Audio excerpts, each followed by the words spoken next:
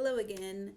Alright, so this video is for my Algebra 1 Honors class. This is your day 7 lesson, which is factoring polynomials using the greatest common factor. And it sounds like you're going to be hearing a lot of my dog right now because he's pretty hyper.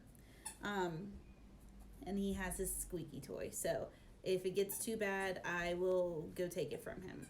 But, alright, so we are going to factor polynomials using a greatest common factor. So let me start by writing out the polynomial from your notes.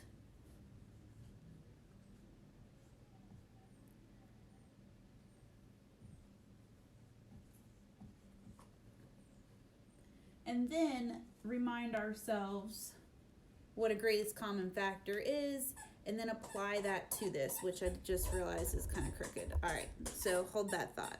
All right, I'm back. He was getting pretty noisy with the squeaky toy, so we had to take it away. All right, so right now, I have 16y cubed z squared plus 24y squared, and we're going to factor out the greatest common factor. So let's remind ourselves what the greatest common factor of any number is. So the way you learned in middle school, and we talked about this in other units, is the greatest common factor is the largest number or the largest variable that can divide whatever term you have. So if I'm asking for you to factor an entire polynomial by the greatest common factor, it means that it's something that can be pulled from both the first and the second term, or if it's a greater polynomial, meaning it's not just a binomial, if it was a trinomial and if it had 4 terms, 5 terms, whatever the GCF is, it can be pulled out, it can be factored out of every single term within the polynomial. So in your notes, I gave you 3 steps, and I'm going to utilize these steps going through what's on your notes with the same problem that you had. So step 1 says we're going to factor out the greatest common factor of our coefficients. So our coefficients are 16 and 24. If I wanted to look at the factors of those two numbers, and this will go away in just a minute, the factors of 16 are 1 and 16, 2 and 8, 4 and 4, and then I start going backwards, listing the same exact coefficients as I had from the top. All right, so now let's look at 24. My factors of 24, I have 1 and 24, 2 and 12, 3 and 8, 4 and 6, and then my next listed would be 6 and 4. So I don't have to really list anything past that because I've already listed all those sets of factors. So it sounds like my dog's going to pick all of the noisy toys this time, and I apologize. All right, so looking at our sets of factors, let me erase what I don't really need to look at here. Ollie.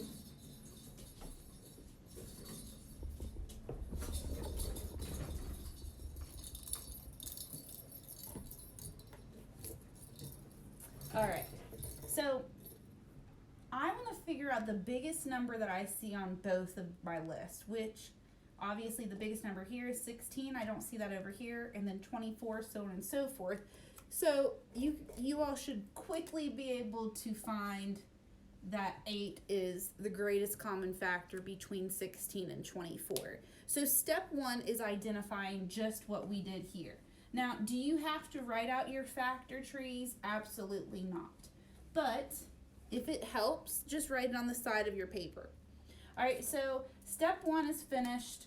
I have that 8 is the greatest common factor of the coefficients. Now, I'm going to look at every single variable I have, and this leads me to step 2, which is factor out the common variables. Now, we have to consider the fact that our variables, we don't necessarily know what they represent, but we can still factor them out by the said variable. So right here for y cubed, we can go ahead and say that we know this is y times y times y. And then when I have my other y, which is y squared, I have y times y. So when I'm factoring out a variable, I'm going to look to see what the smallest amount is, and that's the greatest common factor, because I have y times y in y squared, and I also have it in y cubed. I just have something left over, and that's perfectly fine. So, concerning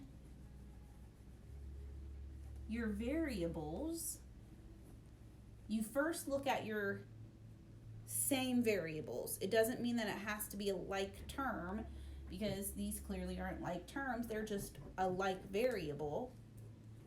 And whatever the most amount is that you can factor out is the smallest amount of that variable in either one of your terms, because after y squared, there's nothing here, therefore it's run out. It's okay that this one has leftovers. All right, so one more thing. We can see that there's a z squared here, and there's not any z squared on my second term. That's fine. We just don't take out any z. It doesn't factor out. All right, so let me pull that computer back up. All right, my step 1 is the 8. My step 2, I factored out the variable. My step 3 is to actually factor this GCF out of the entire polynomial. So we'll be doing our division. All right, so 16 divided by 8 would be 2.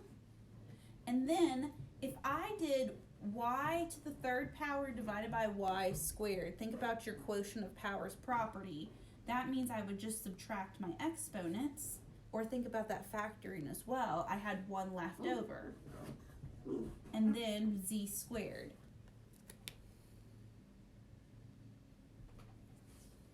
Sorry about that. All right, so my first term is finished. Now let's look at my second term, which is the 24. All right, sorry about that. So let's look at the second term. I have 24 divided by 8, which would give me 3. And then I have y squared divided by y squared, which means it's canceled out. So my second polynomial, my second term in the polynomial has been factored. All right, now at this point I've gone through all 3 of my steps, and if this happened to not be in standard form, the polynomial within, you would straighten it up, but it should already be there. All right, so I'm going to box that answer. All right, so you factored out your GCF of your polynomial. You're good to go now. All right, so let me erase this. And then in your notes, I gave you an extra example. I'm not going to go over that again with you. What I'll do instead is pull your assignments. Sorry if that paper sound is loud.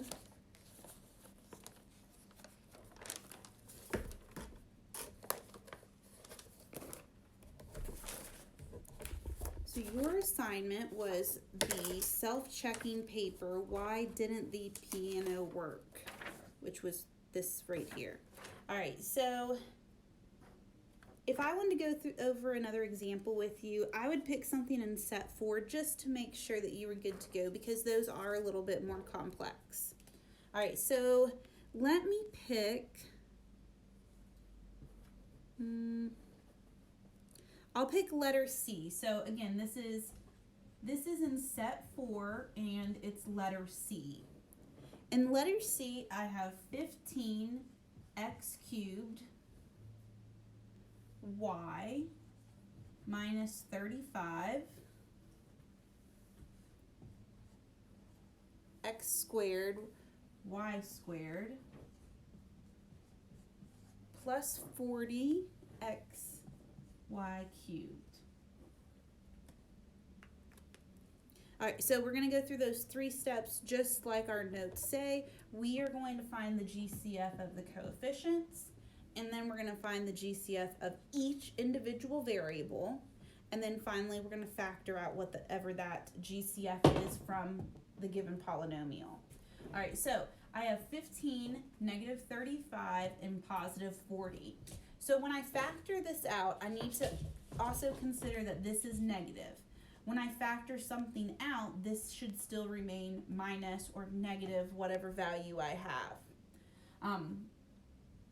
And I say that because if all of these happen to be negative, then yes, you'd go ahead and factor out a negative, but this is not that problem.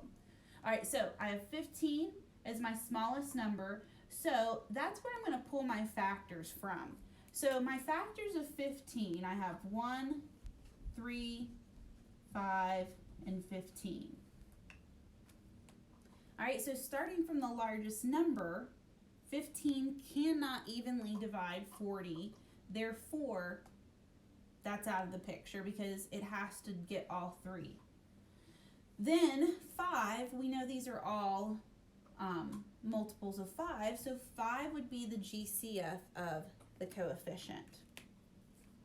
All right, so I have that. Now let's look at our variables. I have an x and a y in each one, so I should be able to factor out some of x and some of y. So starting with x, I can see that I have 3 x's here, I have 2 x's here, and I have 1 here. So I can only factor out the smallest amount, which is just my 1x. So the GCF of all of these terms of x is just x. All right, so then we'll do the same thing for y. I have y to the first power, I have y squared and y cubed. So again, the smallest amount is your greatest common factor. All right, so now let's go and factor that amount out. So 15 divided by 5 produces 3. X cubed divided by x to the first power, we subtract those exponents, so I get x squared. My y divided by y, there's nothing left. So let's skip to our next term. I would have 35 divided by 5, which produces 7. X squared divided by x, which is x. Y squared divided by y, which is y. Almost finished. I have one more term. 40 divided by 5 is 8. X divided by x is not, well, it's 1, excuse me, so we don't have to write that. Y cubed divided by y would be y squared. Let's try that again. All right. And if we look, that would be letter W. Alright, so now I'm just going to circle or box my answer, and I am good to go. Alright, so at this point we've finished some of the notes from day 7. I hope that this made a little bit more sense to you with the given explanation. If you're still having trouble, just reach out, message me, and we can troubleshoot what's going on. Keep in mind, if you message me and you need me to call you, if it helps to have me call, just send me a message and ask me to give you a call. Make sure that whatever number you have on live grades, if that's not correct, that you let me know what number to call instead. All right, that's it, guys. I will talk to you tomorrow.